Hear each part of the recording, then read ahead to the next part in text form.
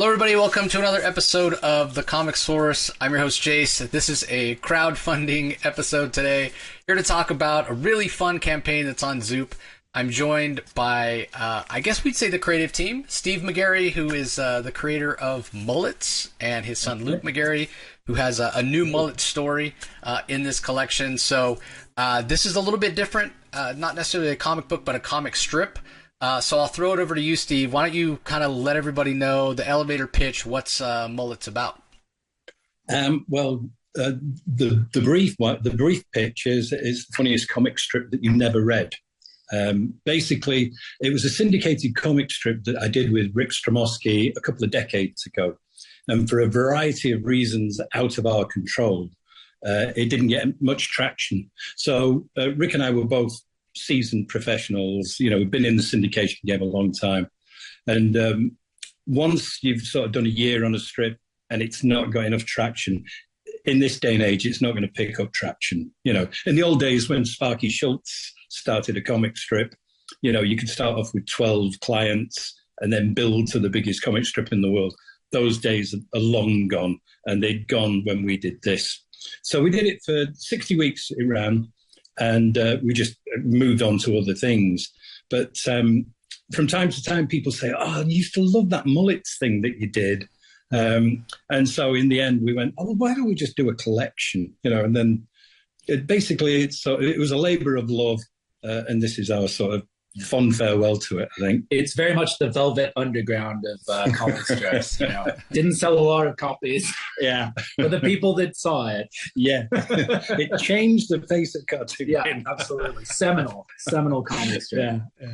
Yeah, I want to talk a little bit about the strip itself, and it is wildly funny. Everybody, I've had a chance to. I remember it from back in the day, and I got a chance to see some preview pages from this, and yeah, I was laughing out loud.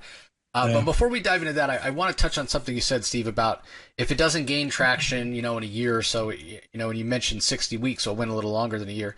Is that partly because all the newspaper, like, they're all consolidated and owned by big groups? It's not, you know, you're not able to grow organically the way you used to when you first started out? Well, to be honest with you now, pretty much newspapers are dead. That's true. The syndicates, they don't launch anything anymore because the readership's so old. That's the honest to gospel truth, is that readership for newspapers, the people who read comic strips in newspapers, are your gran and granddad. You know, young people aren't buying newspapers. They're certainly not reading comic strips. So the syndicates have kind of looked at different ways of consolidating revenue. So Andrews McMeel, the Universal people, their big strength is book publishing. And don't get me wrong, I mean, you've still got, you know, Peanuts and Garfield are still the biggest comic strips in the world. Right. But trying to introduce anything new is a non-starter. Now, when we did Mullets, the business was in transition, if you like. And the way it used to work is different syndicates had different ways of doing it. But when you launch a strip, let's say that the syndicates in those days would launch 4 strips a year, so 1 a quarter. So you've got 12 weeks, really, before the next strip comes along. And the way it used to work, so not all syndicates, but some syndicates would do, they would have a gold, a silver, and a bronze. So the gold, let's say Mullets was the gold. So when the salespeople sell that, they get a 50% bonus for selling it. And then that kind of drops down the pecking order. So after 3 months, that becomes the silver strip, and they're getting a 25% bonus for selling it. And then after 6 months, it's now the bronze strip. They're getting a 10% bonus, and then you're just in the herd. Right.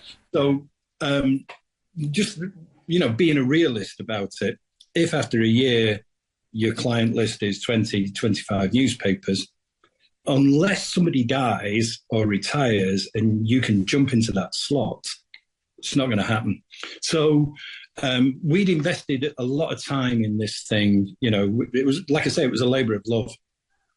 And we could see what the pre-launch figures were, but we'd come this far with it that we thought, well, we'll do it because we've basically done 6 months of it anyway. Right. Let's just see where it goes. And there was a lot of goodwill towards it, but there was a variety of factors that sort of hampered it. And as I say, both of us, Rick and I had both been in the business a long time, so we could be cold-eyed realists about this and go, this isn't going to get any bigger, And you've got to put shoes on the baby's feet, If it's not earning, it's not earning, Yeah, fair enough. But it is, like I said, everybody, it's wildly hilarious. It focuses on these two kids, kind of teenage boys. One of them, his father owns a hardware store, and so he's working there with his friend. Kevin is the boy's name. Scab is his buddy. And, I mean, the jokes, they just sort of write themselves. And the funny thing is, even though this is, a little bit older, I think the humor...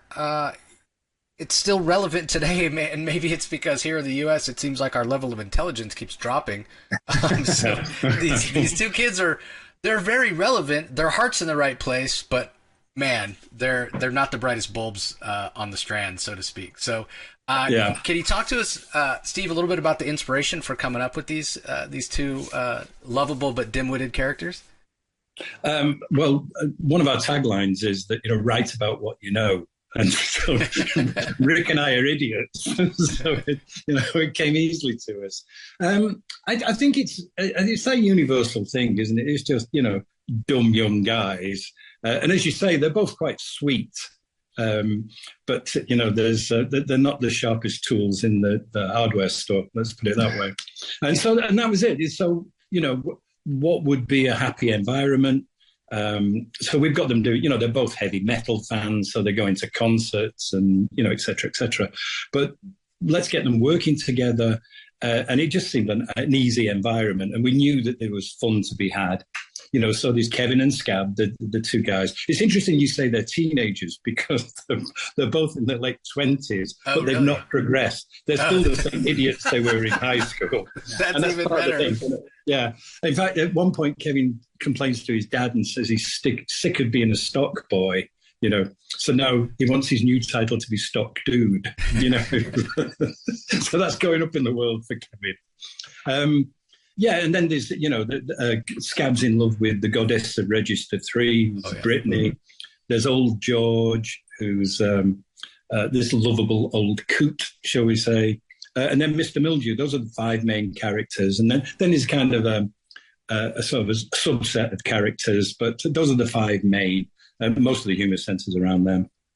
Now, Luke, and of course the haircut, the Mullets haircut. Yeah. Oh yeah, 100%. Now, Luke, when you obviously this came out a while ago, you were a lot younger.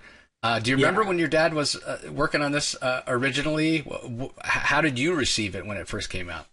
Yeah, it was funny because I was probably about 13 when you were working on it. So I was, at home, and my abiding memory is just Steve and Rick on the phone every day, just laughing their heads off, And then, so I knew it in and out as well because, for the most part, he'd always show us, certainly show me and my brother the ones he was most proud of. Say, "Oh, I've written this joke this week," and he's your dad, so you humor him. But it was funny. So it was genuinely funny, and I think it was because he'd been doing strips Steve did Badlands and The Sun in the UK for ages, all through my childhood. But I think this was, if I was 13, it's when I was properly starting to read his stuff, and appreciate it. It's I basically grew up with this for the year that it lasted. I knew it in and out, so I was excited to get to write my own kind of sequel to it for the book. Yeah, so, and Luke's is a lot darker. His sequel's a lot darker. If you're familiar with Luke's work, which I'm sure quite a few of your viewers are, it's always quite dark and he doesn't disappoint on this. So we describe my contribution as legacy ruining. It's funny that Luke talks about Rick and I laughing because the impetus for doing this strip was that Rick and I met in '96 at the NCS Reuben Awards in New York, and we'd never met before, and we just howled all weekend. We were just telling each other old jokes. We just got on famously, and so very quickly we became best friends. Excuse me. And Luke, I'm in California. Rick's in Connecticut. So we wanted an excuse to do something together. And as I say, at this point, we'd been friends for a few years. And it was the perfect vehicle for just making each other laugh. And the collaboration was great. So there's one gag that always springs to mind when I talk about this. Because we were both strip cartoonists and both used to sort of doing gags, gag after gag after gag, there was a gag I wrote where they're playing chess. And Kevin says something like, rook to king's pawn 4. And then Scab's just looking at him blankly, doesn't really understand what he's talking about. And he goes, sorry? He goes, rook to king's pawn 4. And Scab says, base to mission control. And Rick went, no, I've got a much better one. It's ground control to Major Tom. And so that's the gag, between us. And these things just, we would howl, basically. And then I'd basically thumbnail them out, send them over to Rick, and then the art would come back. And he foolishly gave me last call on everything. So when you see them, you'll see that every title panel on a Sunday was not by, if the joke was, say, about something to do with a hospital, then we would be Hawkeye McGarry and Trapper Rick Stromoski. Or, we would tailor it to whatever it was. Right. There was one, where we were Shooby-Dooby McGarry and Rat Pack Stromoski, that kind of thing. So, and the title panel would always look different. So you'll see that in the book. But I remember Rick always got the sticky end of things. When we did the launch at the Syndicate, he let me put the AV show together. And so part of the thing was showing how everybody used to have a mullet. Mm-hmm. And so I played in rock bands and stuff. So there was pictures of me with a mullet type of hair. I show that on the screen. And we're pitching to sort of 200 people at the Syndicate here. They're going to launch it. This is the sales force, all the support staff. The place is packed. So I show this picture of me with a mullet on stage and looking like a rock god. And I trolled the internet and found the ugliest picture I could of a kid in high school with the most hideous looking mullet. And I just went, and Rick had a mullet in high school and just moved on. And I looked at Rick and he was just aghast. He was just horrified that I would do this to him in front of 200 people. And afterwards, people were coming up to him and going, is that really your high school picture? Rick's going, no, it wasn't. It's that swine McGarry. So just stuff like that made the strip worth doing, just to amuse ourselves. So, yeah. Poor old Rick. Even though it didn't last a long time, it certainly seems like it had its following. Like I said, I remember it coming out and being a daily strip and what have you. So have you heard over the years, since it's been gone, has this been something that people have asked you about from time to time? Hey, are we ever going to get a Mullets collection, or would you ever think about bringing it back? Does it still have a following? Well, we've not done anything with it. So I'd be lying if I said it had a following, because it hasn't, because we've kept this, it's a well-kept secret, if you like. We don't share this a lot, just because we've got that many other things going on. I've still got 2 syndicated features. Rick's, got a couple of books out, and, he's busy doing his stuff. So it's not something that we concentrate on. But having said that, in the first year or 2 after we stopped it, it had started selling overseas. So in one of the things that we're offering, we've got some copies of a Norwegian magazine that ran it. These are like rare collector's copies. So we've got 5 copies of that. And in that first year or so, we definitely did get people asking us, they would email us going, where's this gone? This is the best thing in the paper. Yeah. Interestingly enough, when we were about to launch, we knew that there was a couple of things going wrong behind the scenes. So we contacted a friend of ours who had editorial cartoon syndicate, just a small one, but he had quite a big readership. And we just said to him, any chance of, doing a bit of promo for this? And he did a promo for it. We got 5,000 letters. Wow. From his reader, 5,000 emails, which is just astonishing for an unpublished strip. And what we'd done was I said to him, tell us what your local newspaper is, and we can then forward these to the newspaper. And as I say, we got 5,000 emails. Everybody who saw it loved it. And, that's, without blowing smoke or, bragging unnecessarily. It's a funny strip. I mean, we were both proud of it because, you know, we were both seasoned pros and we put sort of heart and soul into it. But yeah, so one of the things that's happened over the years is that there's a few people that we know in TV, TV animation, and it always comes up, you should look at pitching this for TV because it's ready made. It's perfect for TV. What put us off was there was a sitcom came out around the time of the launch, just came out of the blue, and we were just. I put it this way: we were visionaries. We were visionaries who thought the public should be educated about mullets. They were just heartless swines kind of cashing on a fad. So that's the way to look at this. But there was a sitcom came out around the same time, and it was poor. It was, it was clumsy. It was ham-fisted. I hope I don't know any of the people that were involved with it, years later. But I think I'm quite confident in saying that died a death quicker than we did. And it's always felt sort of, are we basically barking up the wrong tree? But I think let's see what the reaction is to this. Now it's a collection. We'll certainly sort of, give it as much sort of spotlight as we can. And if it feels good, then I think, that would be the next step. Maybe, we've got a published collection. Should we look at trying to take it into animation?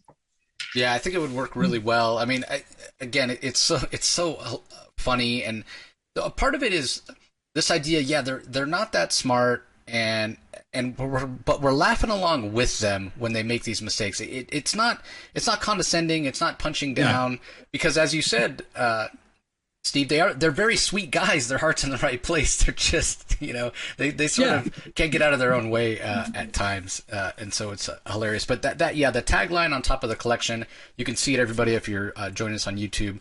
The funniest comic strip you never read. Now's your chance to read it, and I'm going to remind everybody, like I always do. Maybe you really want to check this out. Maybe it sounds like it's right up your alley, and you would love to, but times are tight, and you just can't swing it right now. You're not going to be able to join the campaign. Like, we get it. We understand that not everybody has the means right now.